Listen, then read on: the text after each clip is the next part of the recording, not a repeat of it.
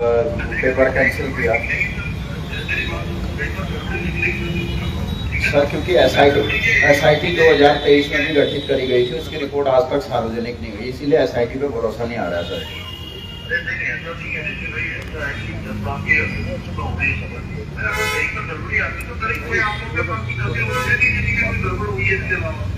Sir हमारा तो आप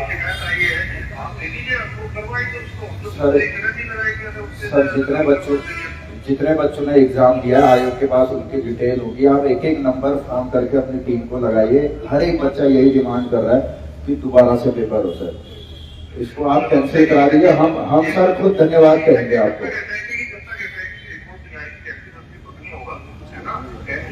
कोई बात नहीं सर, आंदोलन चलता रहेगा सर। हमारा यही है कि ये पेपर कैंसिल होना चाहिए, और आप कर सकते हैं सर। जब योगी जी कर सकते हैं तो आप भी कर सकते हैं। हम तो पूरा हमको यहाँ पर कम से कम सर अभी 400-450 बच्चे बैठे हुए हैं, आपकी बात सुन रहे हैं, और हमको आप पे पूरा भरोसा है सर। आप योगी जी की तरह आप भी जो है ऐसा कठोर निर्णय लेंगे, ऐसी हमारी उम्मीद है सर आपसे। और जब तक पेपर कैंसिल नहीं होगा हम लोग बैठे रहेंगे सर, कोई दिक्कत नहीं।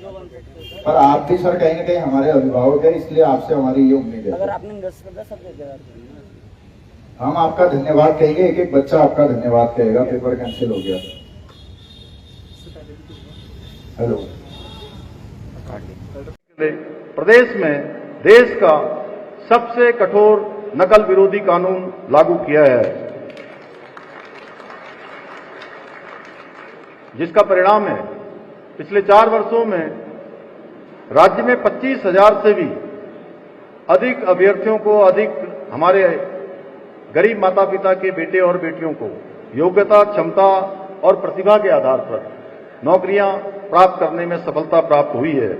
परंतु पिछले कुछ दिनों से देवभूमि में नकल माफिया पेपर लीक का षड्यंत्र रचकर भोले भाले नौजवानों को बरगलाने की नाकाम कोशिश कर रहे हैं।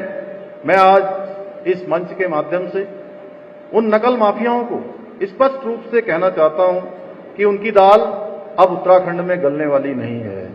और मेरे जीते जी कोई भी हमारे गरीब माता पिता के बेटे बेटियों, हमारे भाई बहनों के साथ, हमारे युवा नौजवानों के साथ किसी भी प्रकार का अन्याय नहीं कर पाएगा। हम अन्याय नहीं होने देंगे।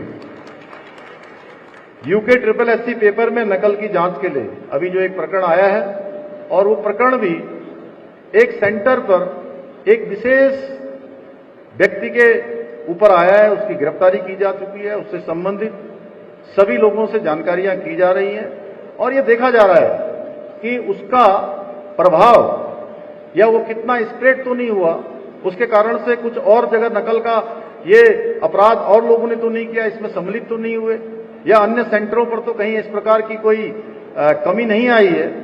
तो इसलिए उसकी जांच एसआईटी से की जा रही है।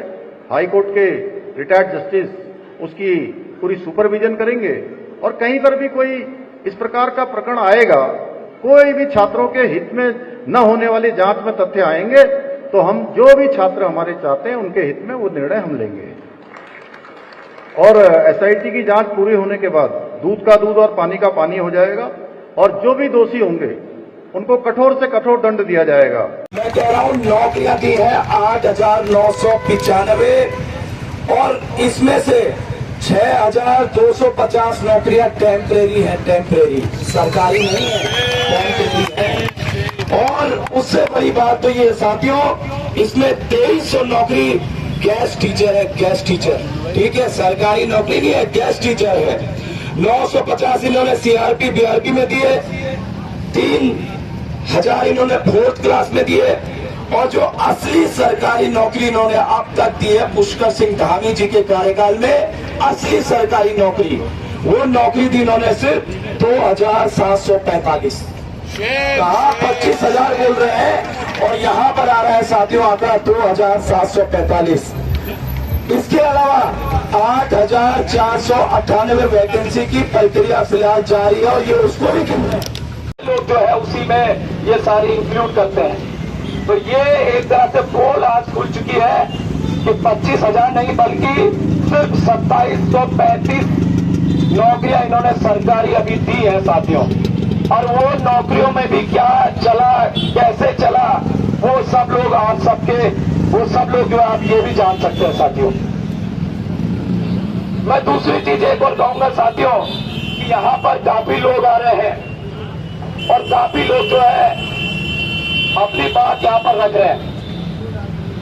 ये आंदोलन, एक बार फिर से मैं स्पष्ट कर दूं कि जो कोई किसी भी पार्टी का यहां पर आ रहा है या फिर किसी सामाजिक संगठन से आ रहा है तो सबसे पहले उसकी नजरें यहां जाए, इन मांगों पर जाए, इन मांगों पर। सबसे पहले कोई आ रहा है तो इस साइड देखिए कि ये क्या चल रहा है यहाँ पर। इन 4 मांगों का जिक्र आपके हर भाषण में होना चाहिए। हर नेता जो यहाँ पर आ रहा है, हर सामाजिक कार्यकर्ता जो यहाँ पर आ रहे हैं, इन 4 मांगों पर जरूर आप जो है अपनी बात रखिए। बात आपको जो है सीबीआई की भी रखनी पड़ेगी। बात आप ये भी रखिए कि युवाओं के साथ ये अन्याय और युवाओं पर फोकस आपका भाषण होना चाहिए। आप भाषण इस पर भी फोकस कीजिए। आप सरकार को बोलिए जो आपको बोलना है, भाजपा सरकार को बोलिए आपको जो बोलना है, लेकिन सीबीआई जांच की मांग यूकेली भी करे अगर वो यहाँ पर आ रही है, कांग्रेस भी करे जो यहाँ पर आ रही है, और भाजपा का कोई भी आ रहा है वो भी यहाँ पर जो है सीबीआई जांच के बारे में बात कीजिए साथियों। ऐसा नहीं है सिर्फ युवा यहाँ पर कह रहा है कि सीबीआई, आपको भी सीबीआई जांच की मांग यहाँ पर करनी पड़ेगी साथियों। तो इस प्रकार की अगर यहाँ पर, और दूसरी चीज है कि युवा यहाँ पर बैठा है अपनी मांगों को लेकर, ज्यादा लंबा मत बोलिए क्योंकि युवा भी है जिसको बोलना है।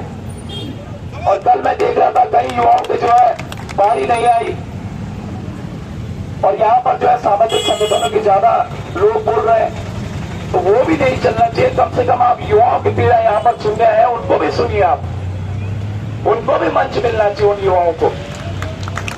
तो ये जो सारी चीजें हैं साथियों, इसको हमें समझना पड़ेगा।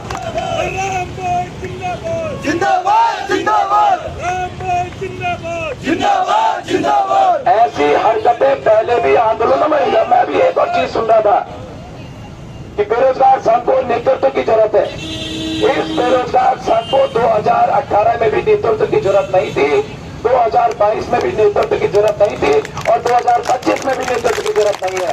ये बेरोजगार संघ के युवा सक्षम है, ये सक्षम है अपनी लड़ाई लड़ने के लिए और लड़ाई लड़ भी रहे हैं।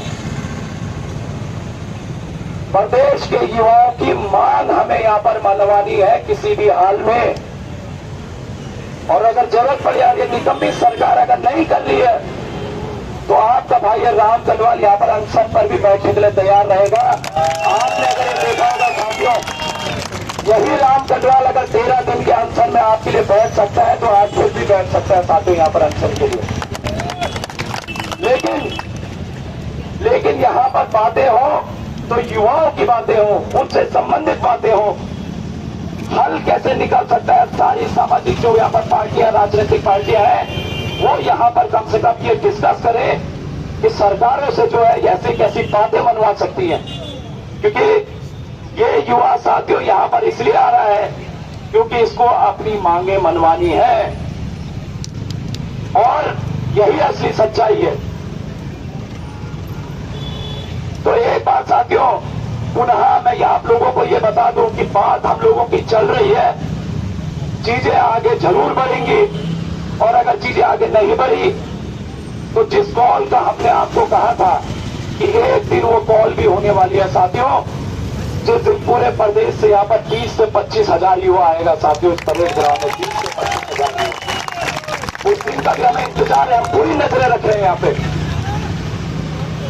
आपका बहुत बहुत धन्यवाद, क्योंकि टाइम भी ज्यादा हो गया है तो मुझे लगता है युवाओं के लिए खाना भी पीछे की साइड से शुरू किया जाए और सब बैठे रहेंगे, इस एकजुटता के साथ बैठे रहेंगे कि हमें अपनी मांगे किसी भी हाल में पूरी करवानी है साथियों।